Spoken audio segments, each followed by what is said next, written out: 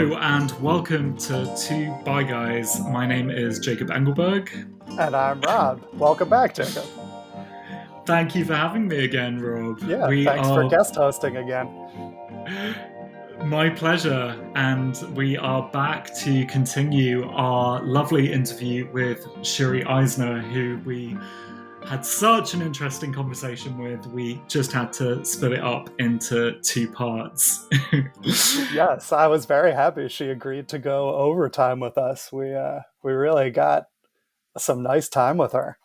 I think we were on a roll, and yeah, why not? So I think we took kind of host's prerogative with this section and wanted to explore some of the things that were pertinent to us as Jewish bisexuals. So that's where this section starts. And so I've been thinking a little bit about the relationship between Jewishness and queerness. When I was doing my undergrad, I read some really fascinating stuff around kind of early 20th century anti-Semitism, often having very gendered ideas about Jewish people, about Jewish men being overly effeminate and kind of puny, and Jewish women being domineering, and how these are very kind of gendered sexual stereotypes. But some of this writing tends to kind of think about the resonance of that for people who are interested in queerness, and to think about Jewishness and gender transgression, perhaps. So that has been kind of the extent of my thinking about the relationship between Jewishness and sexuality. But I think Shiri manages to kind of make some more really, really pertinent connections between the two. And it's a real example of kind of how we were discussing last episode about how some of our insights around bisexuality can inform our politics in other areas. And it's the kind of politics that so the term identity politics these days can sometimes be used in a way that's talking about people of all different kind of political persuasions just representing people of certain groups, with no thought about how those identities inform that politics. But instead, there's a kind of more radical tradition of identity politics that I see Shiri's work as part of, that takes the kind of aspects of your identity that regular society deems the most troublesome and actually sees the power in that. And I think our conversation in this section is really working through what it is about Jewishness, what it is about bisexuality that is most threatening to society, and what we can do with that politically. That it's really interesting you put it that way, because like by Jewishness and bisexuality is another thing, like the politics that we talked about last time, that I never had really connected those two until I read her book, but they are so connected, and my Jewishness really primed me to come out as bi in hindsight, because like I went to a Reform temple, and like there was no queerness growing up in my Jewish life. Like I didn't know any queer people at the temple.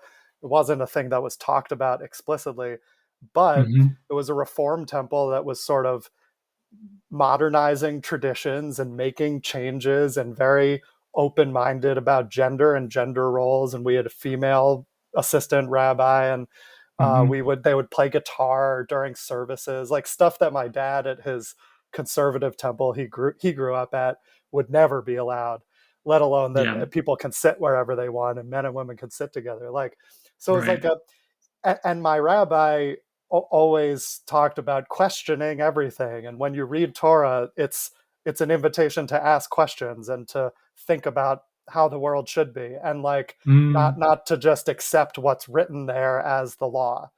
That was the kind of Jewishness I was brought up with. And so I didn't come out or realize I was queer because of that. But later, when I did realize I was bi, it fit so much in terms of looking at the world and questioning things and looking for a better way and breaking everything down. And also at the same time, I had such a sense of community in my temple. I think sort of Yeah.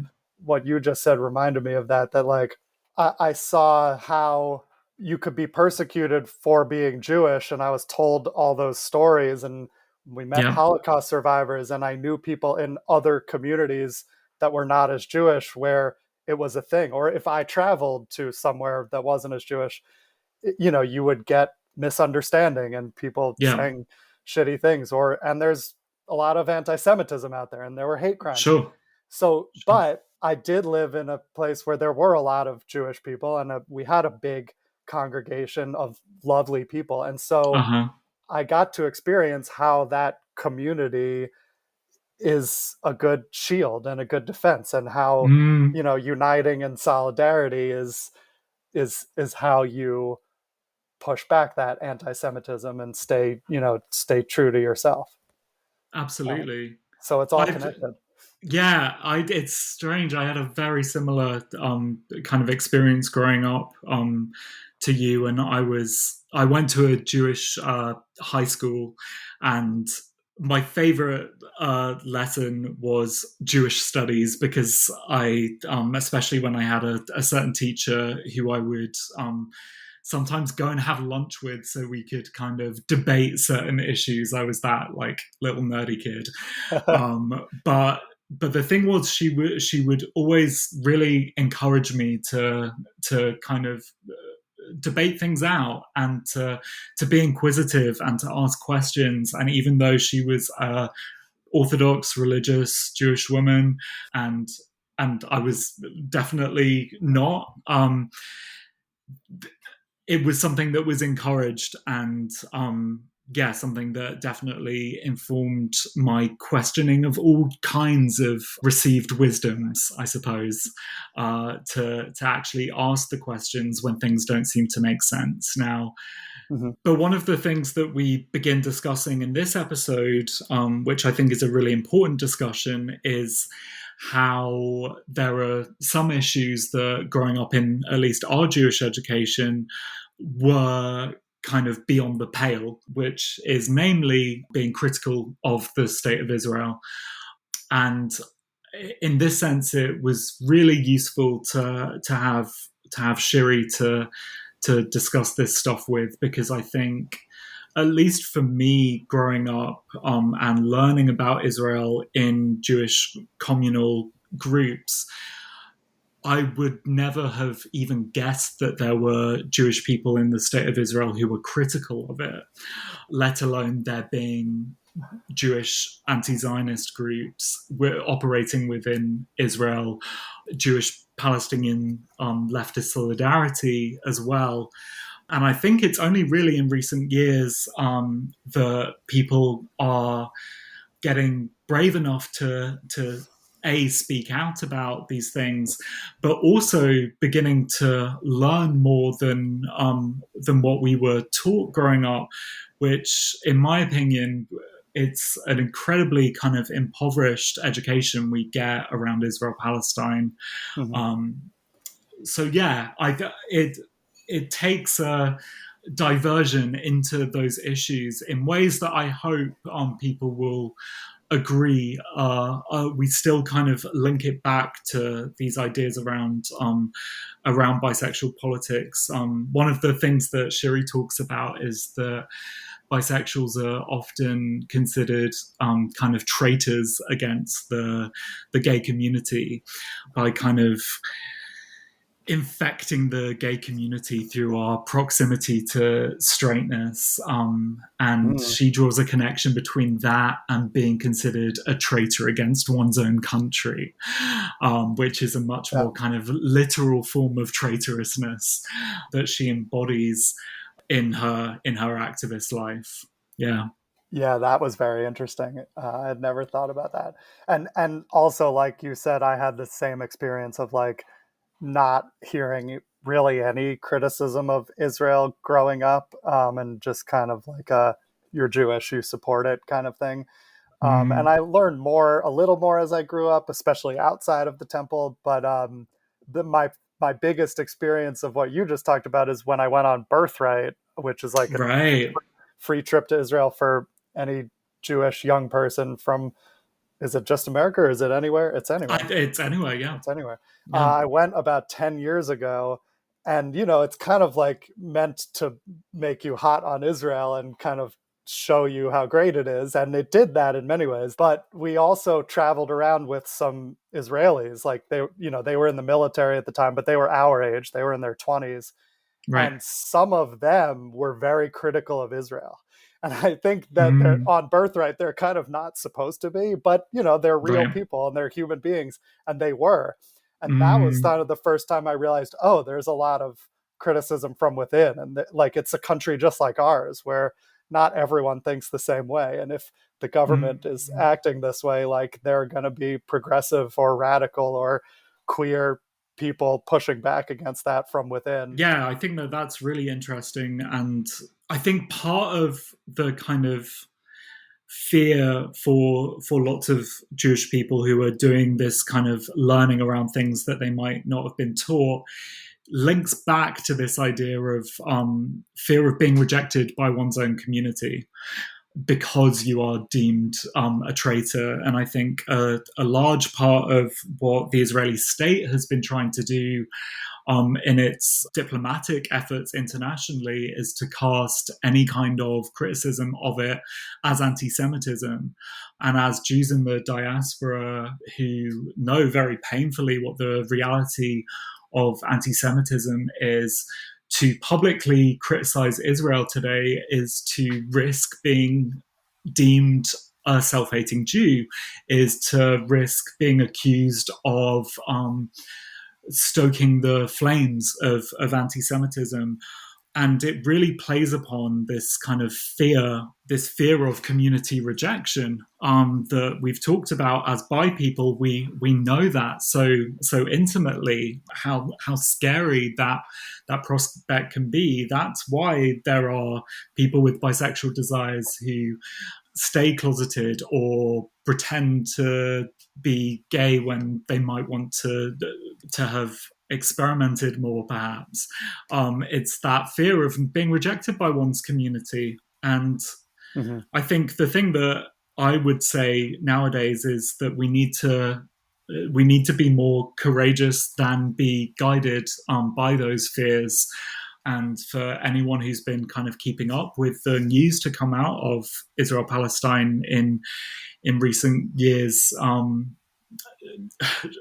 I mean, hopefully we'll be able to see that we cannot kind of afford to be silent around this, and that's where I think Shiri, in her anti-Zionism, is really leading the way for what a Jewish left looks like in the future. Yeah, that just really interesting what you said, because it makes me think about how you and Shiri in the interview are connecting the oppression that we experience. Like sometimes I try to Mm, connect my own experience or how I feel inside to what it's like to be this type or this thing. And actually mm-hmm, sometimes what connects us is the oppression, and the oppression is mm, similar. Being bi and speaking out about that, like the mm. biphobia you get actually has parallels to speaking out against a political regime and the backlash you'll get from that, and other types of oppression. Absolutely, absolutely. And I think it can be scary when you fear that you don't have kind of community around you. But I'm sure what your podcast has kind of exposed people to is the fact that there is a community out there. And perhaps it's more digital than IRL, but those are boundaries that are very blurred these days anyway. But that we can find a like-minded community. And the great thing about kind of radical left political projects is this idea of solidarity. So it doesn't necessarily mean that you find community only with people who are just like you, but it means that you find community based on the same values as other people and knowing that you're going to have their back and they're going to have yours, which is something kind of profoundly awe-inspiring when it comes to making your community through your politics. Indeed. Absolutely. So we've probably nattered away long enough. We should give you this interview that we've been talking about. It's me, Rob, and Shiri for the second half of our interview, talking about identity, Jewishness, Zionism, anti-Zionism, all the above. We don't hold any punches, so I hope you enjoy.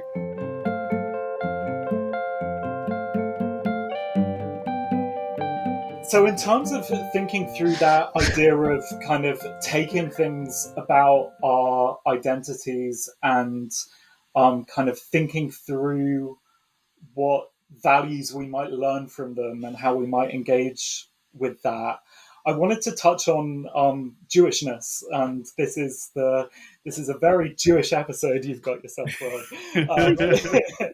Probably your most Jewish episode yet. This is going to be the most Jewish, radical, queer, bisexual podcast episode that's ever existed between the three of us. And I'm sure, like, all of our experiences of Jewishness are a little different. Shiri's in Israel, Palestine. You're in the US, Rob. I'm in England. Rob and I are Ashkenazi. Shiri's Mizrahi. I don't know what our levels of observance are. Not that that necessarily matters to what we're talking about, but I think there are some interesting connections between Jewishness and bisexuality, thinking specifically kind of in terms of the experience of oppression. And yeah, I was just wondering, Shiri, do you have any kind of initial thoughts about these connections? Yeah, I have so many like Jewish bi feels, and and this is weird because like it took me many years to acknowledge Jewishness as a non-oppressive identity, because Right. here it is absolutely, it's horrible because the state of Israel has completely co-opted Jewishness and what being Jewish means and turned it into something terrible. So it did take me a lot of time to realize that this is the exception, it's not the rule.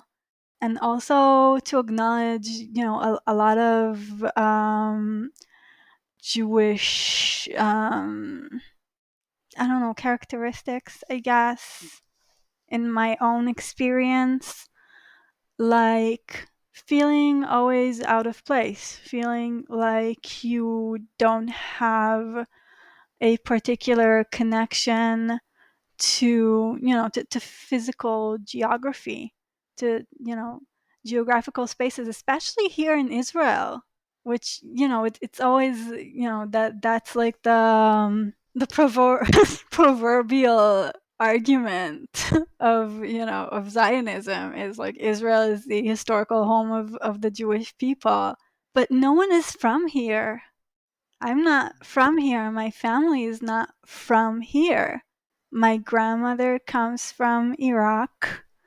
My grandparents on my father's side came from Germany, and I'm sure they all have had much more meaningful connections and knowledge of their countries, where they originated than here. And, feeling like you don't quite belong anywhere is a very Jewish and a very bi thing. Feeling displaced, but also the idea of making space for yourself wherever you are, which is like a very, very Jewish thing, especially in the diaspora. Taking your culture with you, recognizing your people, but also working to change the society that you live in. And I don't know. I mean, there's also that thing about whiteness and privilege that both Jewishness and bisexuality are always attached to, which I really hate. Both as a Jewish person and as a bi person, always to be assumed to be white and privileged. And especially Jews and money and all those anti-Semitic tropes, which, like, I don't know, it kind of it tastes the same, you know what I mean? When Yeah. when these accusations are forwarded solely based on the cultural connotation of what you are, and not the actual reality of our lives. Yeah. Though I find those connections so pertinent, particularly that idea of kind of taking from the experience of being a minority or being marginal, and working to make our spaces better, to kind of set those examples ourselves. That I feel like is quite a diaspora, hasn't quite a diaspora quality to it as well. And I think I mean, I'm maybe somewhat biased in terms of what spaces I mix in, but it does seem like recently there's been a renewed interest in traditions of Jewish anarchism, Jewish trade unionism, Bundism, the big kind of histories of Jewish anti-Zionism, and people forget that the state of Israel is less than 100 years old. It has not been the kind of cornerstone of Jewish community life that it certainly was in the communities that I grew up in the UK.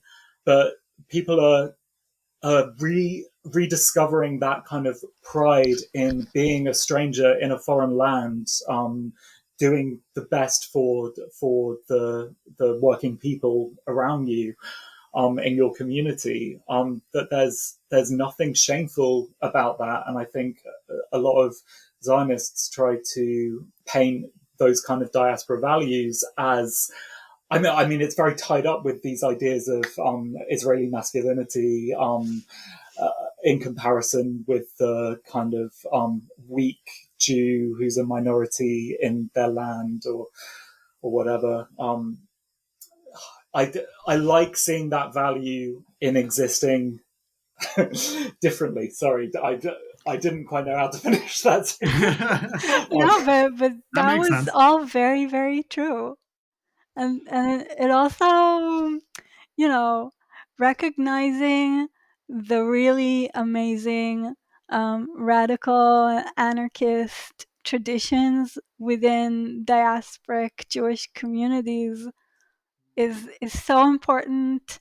And this is one particular tradition that I'm so proud of, because being a Jewish Israeli, it gets very hard to find which parts of my Jewish identity I want to reclaim, as it were. I want to reclaim the non-oppressive parts. I want to reclaim the parts that are about resistance and about changing society, and and about creating different futures for ourselves. Yeah, and I was gonna say that before Israel was actually founded as a state, there were a lot of anti-Zionist Jews in Europe that spoke against it. Yeah. And that is so important to remember, because the dominant narrative is that, all Jews must bow to Israel. It is our, the Jewish state, our haven in the world. It's Mm, not. It's not something that all Jews wanted. It's a colonial practice, both practically and ideologically, that was brought here. It's really important to acknowledge the fact that not all Jews were for establishing the state of Israel. A lot of people opposed it very vocally, And to this day, most Jewish people don't live in Israel. Israel is, again, it's the exception, not the rule. And also, when it comes to Mizrahi Jewish people, before the state of Israel was established, there was Mizrahi Zionism that was so incredibly different from Ashkenazi Zionism that now, unfortunately, can't be reclaimed again. It was a sort of Zionism that encouraged shared existence within the Middle East, instead of being a colonial project, an imperialist project, an apartheid state, and which constantly aspires to ethnic cleansing. I think those things are so important to remember, just to recognize that they can still be changed. Yeah, and I think that I feel like more and more Jewish people are kind of waking up to this, and but also understanding that their identity does not need to be tied to an ethno-nationalist state that many people have never visited. Like I have, but lots of people have not, and yeah, I think that we're going through a kind of shift where Jewishness without Zionism is seeming like more of a possibility than it was maybe 5 years ago for me. Yeah, I was going to say something similar because, like, I grew up going to a Reform synagogue in Westchester, New York, and I loved my rabbi. And to me, Jewishness, as taught to me by him, was the thing that I really remember was like it's about asking questions and questioning everything. And when he would teach us Torah, it wasn't like, okay, this page means this. He would say, what questions does this bring up, and are we asking the right questions based on this? And then when I started thinking about my bisexuality, that was such a major theme of like questioning everything I thought and like, why do I look at the world this way? Could it be different? And so it really was so connected, my bisexuality and my Judaism, except for Israel. Like Israel was the thing growing up that was like, don't question that. Like, we support Israel. And I do think you're right. It's starting to shift now, like even in my home congregation. But it's only pretty recent that we're allowed to ask those questions of Israel. Yeah, and I think, there's also something very sad about that it's only recently being acknowledged, because the reason why it is that Israel's travesties have been exacerbating more and more.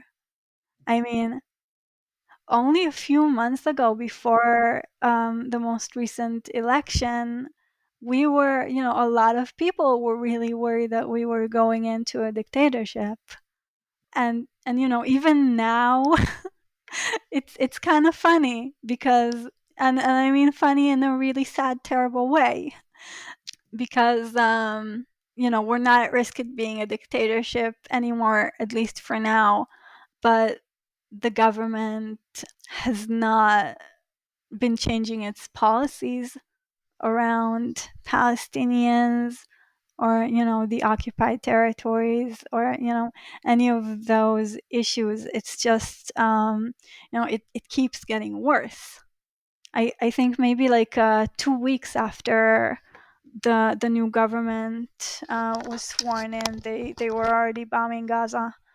Nothing is changing, and I think it's really, really good that people are starting to wake up and recognize what horror is happening here. But the fact that they are only doing this now breaks my heart.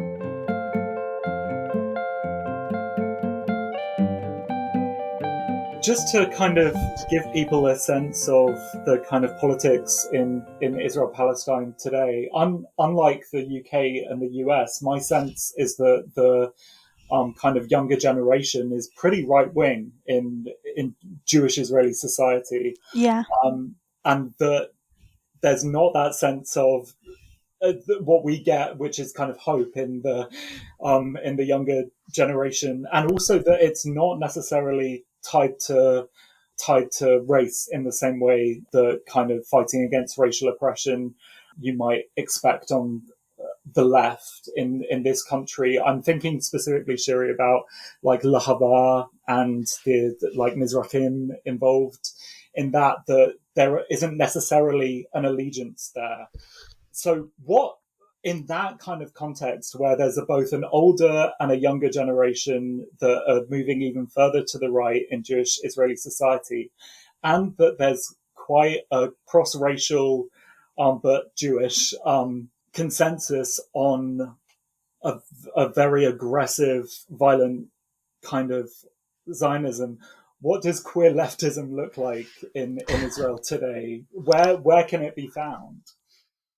Okay, those are a lot of questions. I'm so sorry. I'm just no, it's throwing 100 things absolutely at you. fine. Okay, so there's the issue of young people in Israel today, Jewish Israelis, makes me very, very sad. Like, okay, so about young people in Jewish Israeli society right now, I think we're really seeing the marks of the education system and the changes the government has made in it throughout the past 10 or 15 or even 20 years. Because literally the school programs and materials, the curriculums have been changed to teach children more right-wing politics and more, religious, orthodox, very kind of supremacist, should I say, type of Jewishness, the kind that really constructs the Jewish people as, as a dominant, oppressive force within this geographical space in a way that is violent, entitled, and erasive. It's really awful to see. I see a lot of young people that really hold racism against Palestinians as a positive value. An environment where, during the slaughter in Gaza, which was just a few months ago, it's completely mainstream and acceptable to wish for genocide in Gaza. And that's the environment where kids are growing up today. And like, I don't know that many can even avoid that, because like, you need such a particularly strong conscience in opposition of everything you were taught in order to break through that. It's just really sad. So yeah, I see young people on the internet, on the English speaking internet.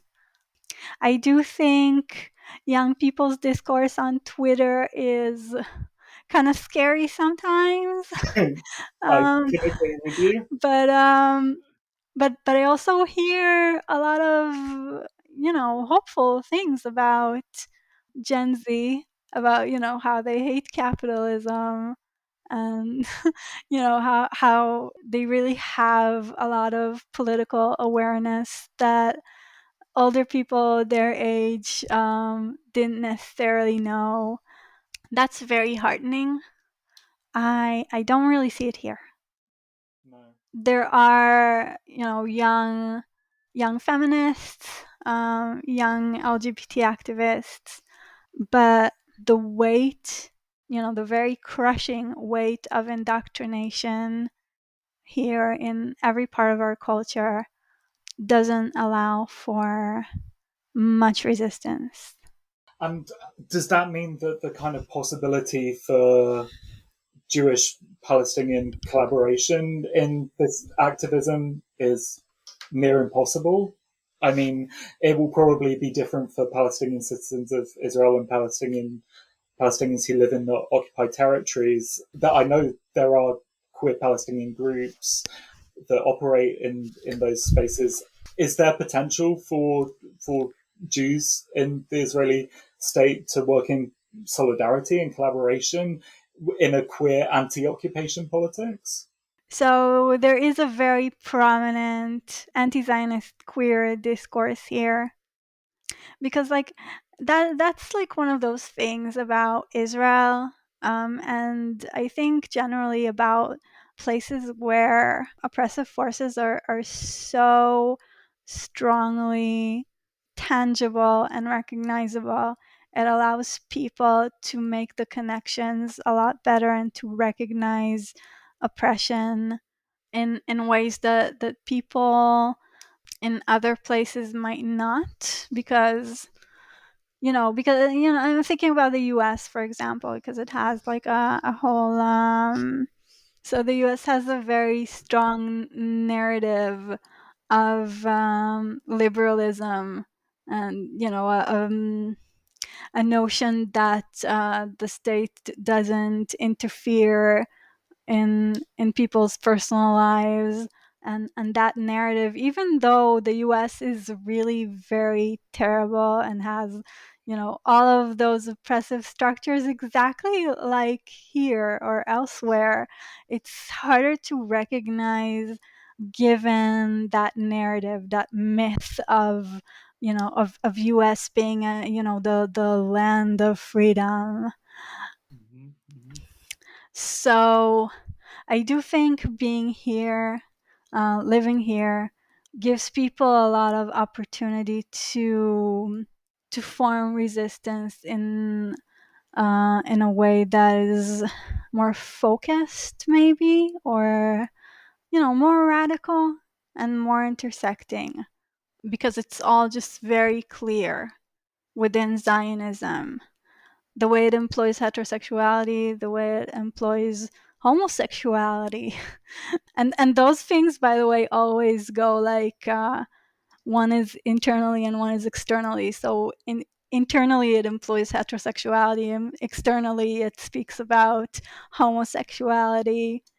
Internally it there's such an emphasis on marriage, producing children, women as child bearers to produce more soldiers and more Jews to fight the demographic war, while on the outside Yeah, they utilize feminist movements to be seen as more liberal. And interesting. seeing all of these things that are so clearly connected here does create a lot of understanding. I mean, it generates a very clear-cut view. And I think, the movement here is so unique.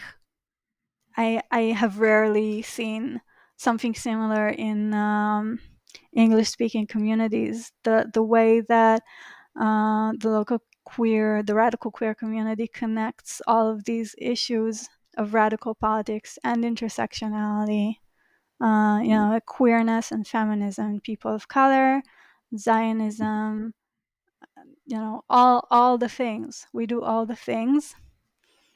I love it. And Mm-hmm. specifically about collaboration and solidarity with Palestinian Hmm. activists.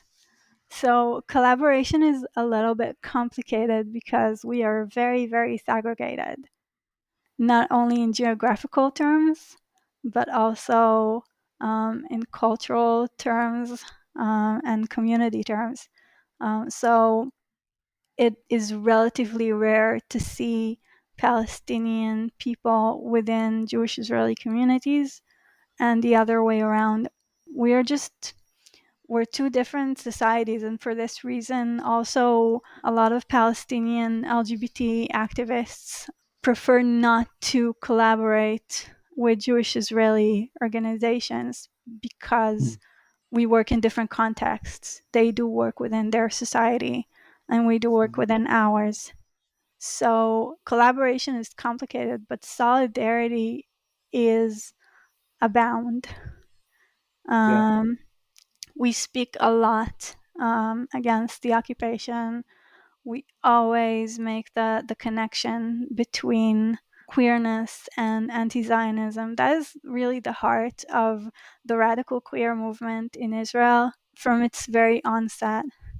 It focused on protesting the occupation within a specific queer and trans context and connecting our identities to this struggle and resistance.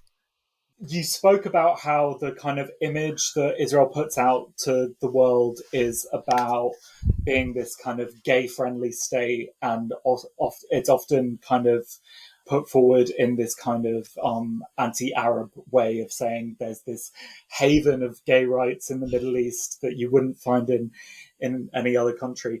And I'm wondering about how bisexuality plays into that.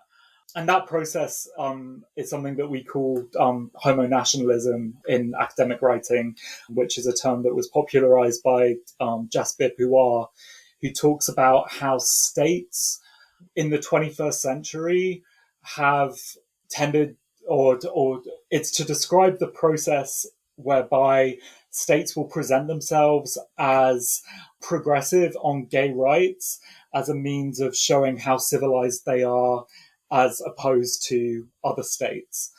So that's kind of what she means by homo-nationalism there.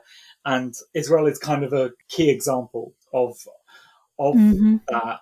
To what extent can bisexuality be co-opted by that kind of homo-nationalist rhetoric? Or is there something I think we'd all agree that there's something in bisexuality that can resist that as well, but is it also vulnerable to being co-opted?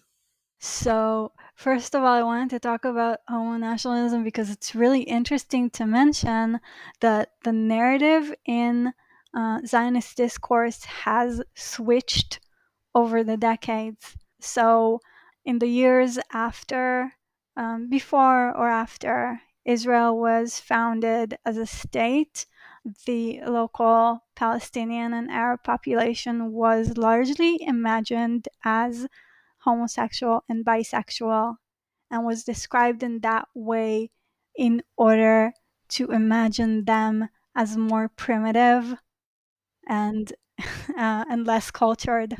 Whereas in the recent 10-15 years, the narrative has switched. Now the Palestinian and Arab populations are imagined as inherently homophobic and murderous of their LGBT populations, oppressive, inherently oppressive, etc., while Israel is being imagined as a gay haven of the Middle East, the gay Mecca. They often use that phrase, which I think can also teach us a lot about the way discourses change and the way they stay the same, because the purpose is always to imagine the colonialist project as inherently more cultured, more enlightened, more progressive than the local population, as a way of justifying the colonialist and imperialist project. So that was important to note. And specifically about bisexuality, it's actually very interesting because in 2017, bisexuality was selected as the annual theme for that year's Pride Parade in Tel Aviv, or Pride Month and all of its events. And that was like interesting in a very, I say that in a very cynical way, because none of the organizations actually organized anything around bisexuality. And there are a few dozen LGBT organizations operating in Tel Aviv, getting funded by the municipality, which also funds the events of the Pride Parade. which, completely connects back to homo-nationalism and pinkwashing, because the Tel Aviv municipality also runs the gay tourism project, which uses this type of discourse of, Tel Aviv specifically as a gay haven in order to market lucrative vacations to white gay men from English speaking countries. I've seen that marketing. Yeah. Yeah, and they gain a lot of money from that too. So there's, it's also about the capitalism and the way that, homo-nationalism, the state, the pinkwashing, everything just, rolls into this like big terrible ball of, I don't know.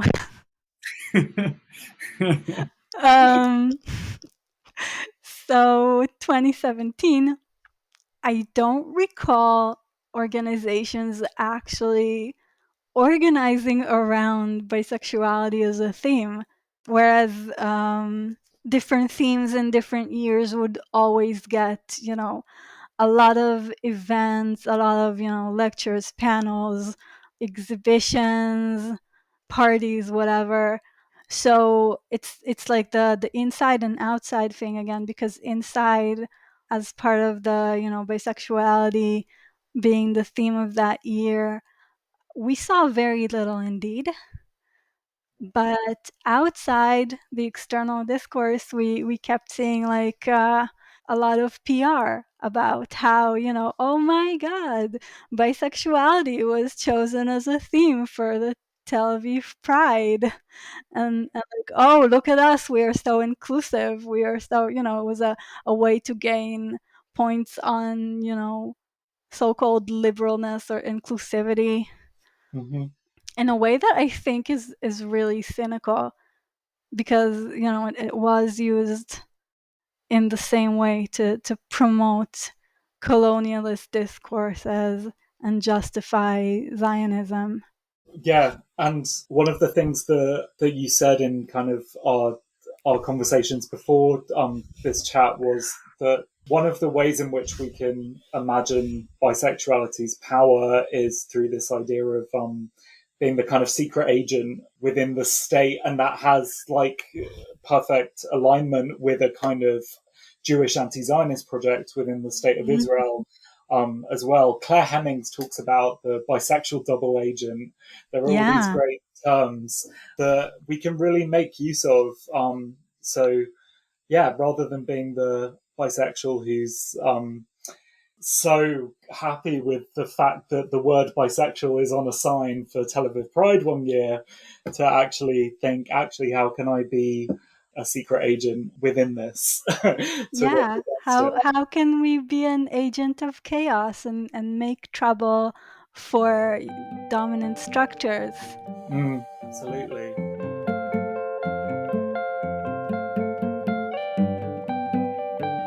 So to kind of round this off, I suppose we've covered so much ground that I feel like neither Rob nor I could have you here and not try to ask you about absolutely everything. So thank you for entertaining that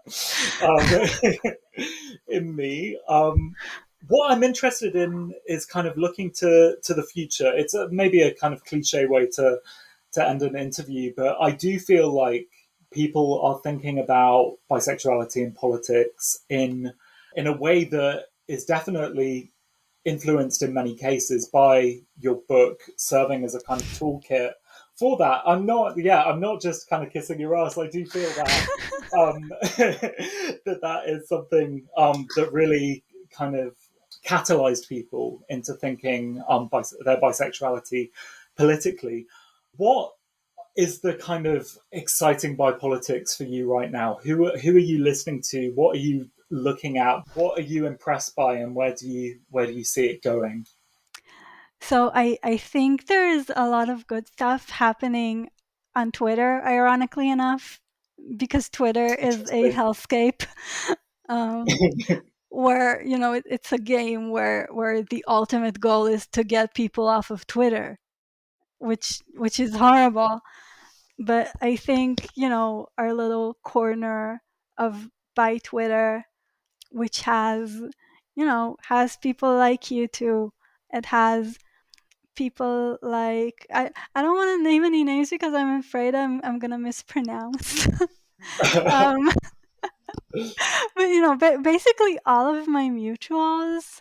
And I would probably say Maz Hedgehog is probably my favorite on Twitter. Such a brilliant writer about bisexuality and intersectionality, and one of very few bi Black voices that we get to hear, which is so important. I I really appreciate the kind of conversations that can happen there. I wish we had more space than 120 characters. For sure. And Maz's work recently on bisexual anti-capitalism it just lit a fire under me. I was hungry for it. Yeah. Amazing. Okay. Well, thank you. I can't say thank you enough. And it feels like these are unfinished conversations as well, but I'm sure we'll keep having. But I hope so. Yeah.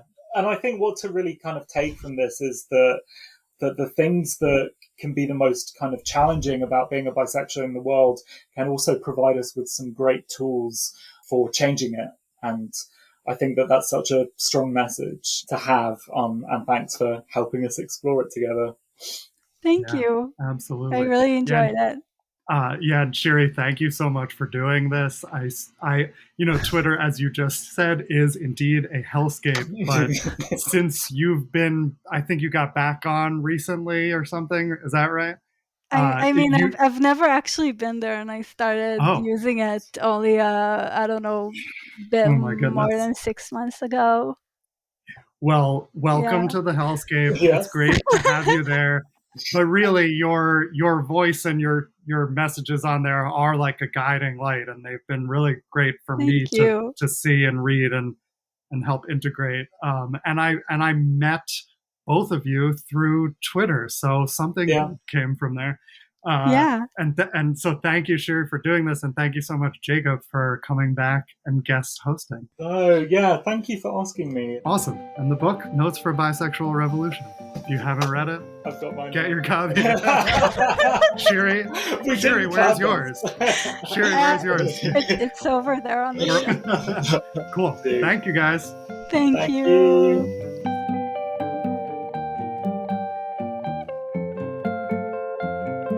So, do you have any more final thoughts after all of this?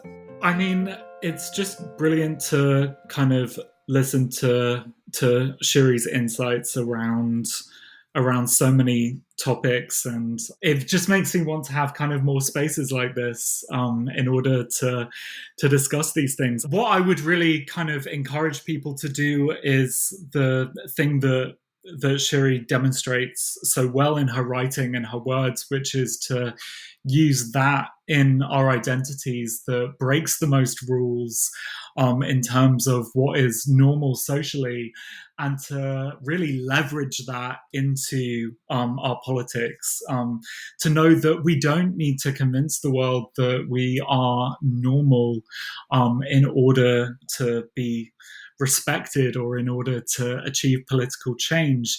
It's often that within us that is least normal that has the most potential to allow us to imagine the world otherwise. And I think that that's one of the great things about bisexuality, is that we know that despite the fact that we live in a world that normalizes the idea that people are either gay or straight, we know deep in our desires that that isn't true.